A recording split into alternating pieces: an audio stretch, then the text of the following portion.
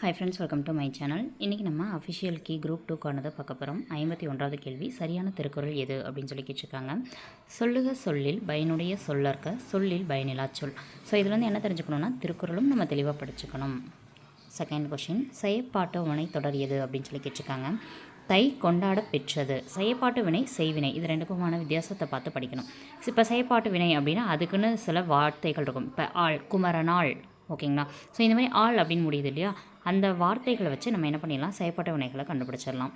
Next, Kumanan நடந்தான். இந்த தொடர் உணர்த்தும் வினை எது அப்படின்னு சொல்லி கேட்டிருக்காங்க. குமணன் நடந்தான், அவ்வளோதான், அது ஒரு தன்வினை. ஸோ அப்போ ஆன்சர் தன்வினை. நெக்ஸ்ட்டு, சரியான தொடர் எதுன்னு கேட்டிருக்காங்க. குரங்குகள் மரத்திற்கு மரம் தாவின. ஏன்னா குரங்குகள் அப்படின்றது பன்மை, தாவின அப்படின்னு போட்டால் தான் அது கரெக்டாக இருக்கும்.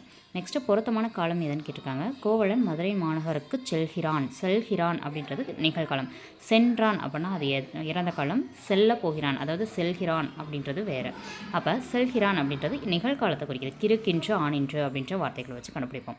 புல்வாய் நவ்வி உலை, இதெல்லாம் வந்து எதனை குறிக்கிறது அப்படின்னு சொல்லி கேட்டிருக்காங்க. ஆன்சர் பிணையை குறிக்கிறது.